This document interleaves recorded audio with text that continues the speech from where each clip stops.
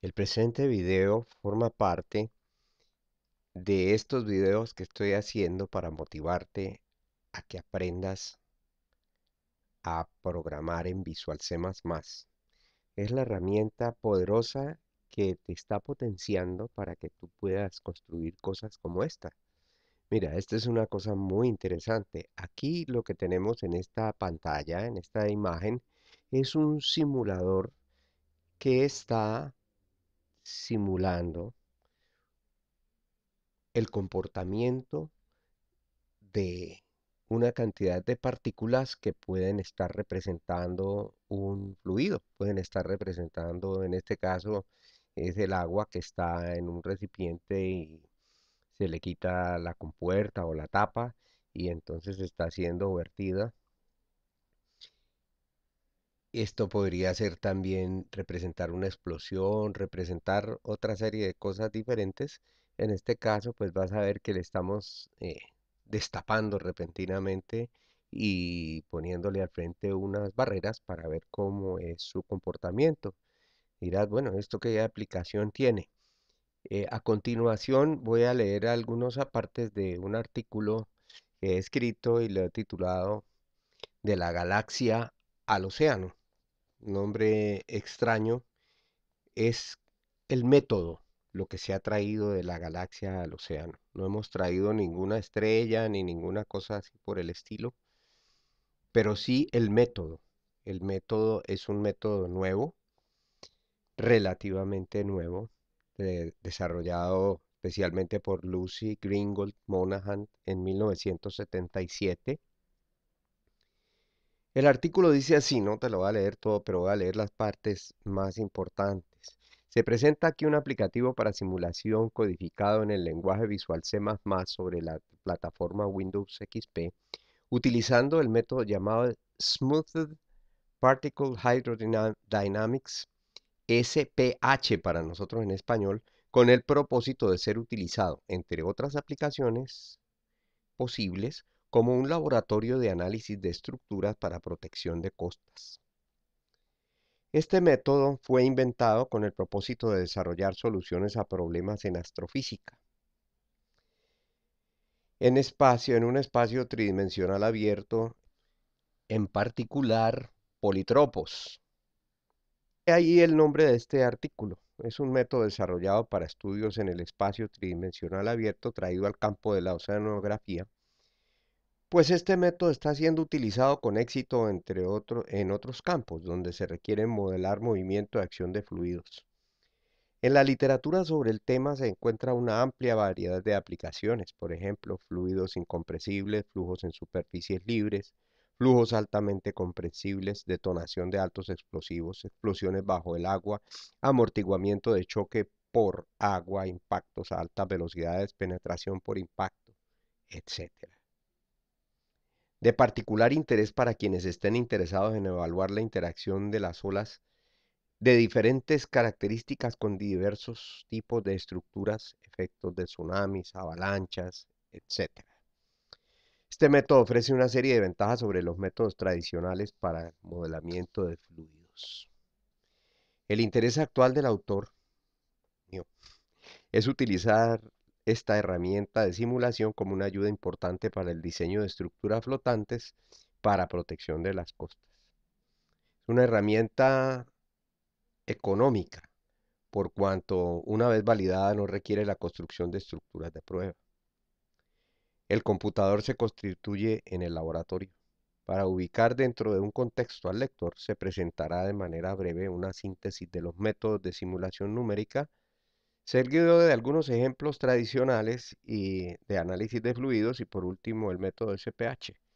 Esto no lo vamos a ver aquí en el artículo, pero les estoy mostrando cómo ocurre esto, ¿no? Hablamos un poquito de la simulación numérica. La simulación numérica utilizando computadores es día a día una herramienta muy importante en la resolución de problemas prácticos de ingeniería y ciencias. Para efectuar una simulación numérica se traducen importantes aspectos de un problema físico a una forma discreta de descripción matemática. Se recrea el problema, se resuelve en un computador, lo cual facilita la observación de los detalles de interés. En vez de construir una teoría sobre capas y capas de supuestos, como tradicionalmente suele hacerse, el enfoque numérico ataca el problema original con un buen nivel de detalle sin hacer muchos supuestos, con la ayuda del poder cada vez mayor de las computadoras. La simulación numérica proporciona una herramienta para la investigación científica. Es un método alterno al de realizar experimentos costosos, en muchos casos peligrosos y por lo general con alta demanda de tiempo. La simulación numérica mediante el uso de computadoras juega un papel muy importante al proveer una herramienta para validar teorías. Permite visualizar con mucho detalle los resultados experimentales e inclusive puede ayudar al descubrimiento de nuevos fenómenos. ¿Cómo es el procedimiento general para una simulación numérica? Hay un patrón general cuando de una simulación numérica se trata. Se deben desarrollar metódicamente una serie de pasos. A partir de la observación de un fenómeno físico se establecen modelos matemáticos con algunas simplificaciones y supuestos. Los modelos por lo general se expresan como ecuaciones, con sus condiciones de borde o iniciales. Las ecuaciones podrían ser un conjunto de ecuaciones diferenciales ordinarias, un conjunto de ecuaciones diferenciales parciales, ecuaciones integrales o ecuaciones en cualquier otra forma adecuada para expresar leyes físicas. Para resolver las ecuaciones numéricamente se necesita dividir la geometría del dominio del problema en componentes discretas. Las técnicas de discretización de un dominio pueden diferir según los métodos numéricos a utilizar. Por lo general, esta discretización de dominio se refiere a la representación de un problema de dominio continuo mediante un número finito de componentes. Estos componentes son la base para la solución numérica. Por lo general, esta base está formada por una malla o retícula con nodos para representar de manera aproximada la geometría del problema. Estos puntos o nodos de la retícula son los lugares donde las variables de campo deben ser evaluadas y sus relaciones se definen por algún tipo de conectividad entre los mismos. La precisión de los cálculos numéricos está íntimamente relacionada con el tamaño de las celdas que forman la malla y la forma de la malla. La discretización numérica proporciona la manera de cambiar las operaciones integrales o derivadas descriptoras del fenómeno, de su forma continua a representaciones discretas. Después de esta tarea, las ecuaciones físicas iniciales pueden ser cambiadas a un conjunto de ecuaciones algebraicas, las cuales pueden ser resueltas por métodos numéricos. El paso siguiente es la implementación, lo cual consiste en codificar los algoritmos a un lenguaje de computadora. En el código de computadora es importante considerar una serie de aspectos: la precisión, la eficiencia, medidas como capacidad de almacenamiento y velocidad.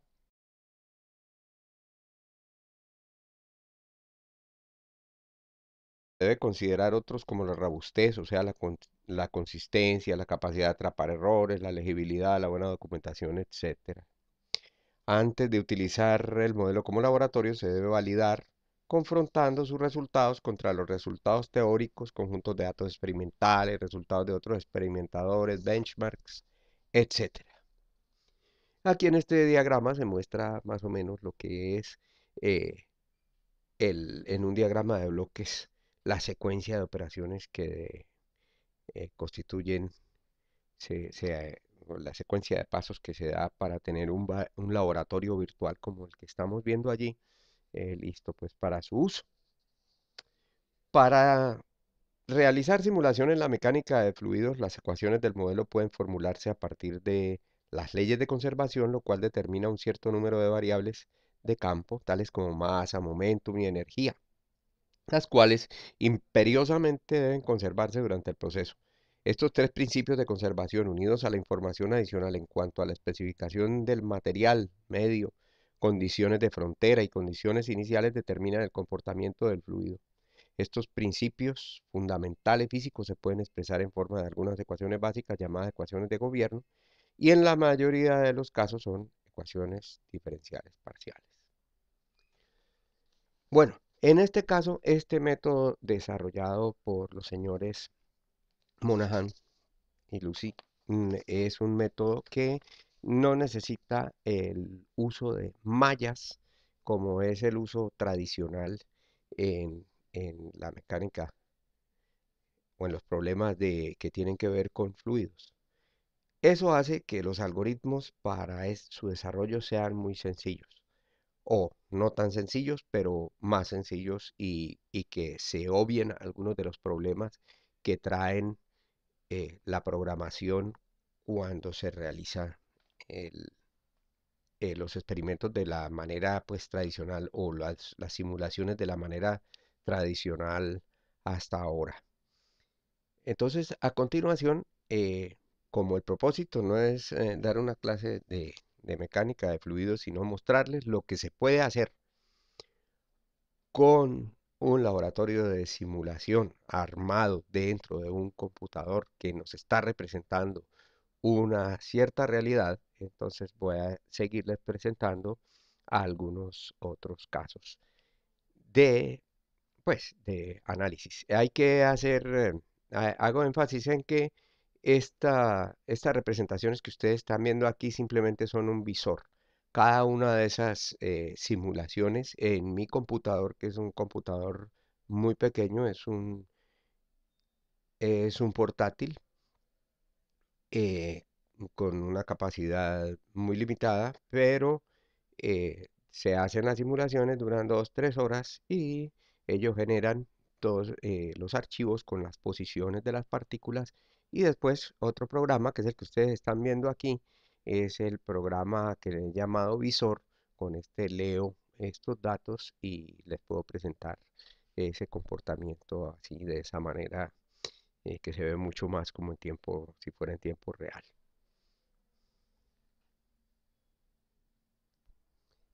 Gracias por su atención y hasta la próxima. Espero que se entusiasmen para aprender a programar en Visual C++.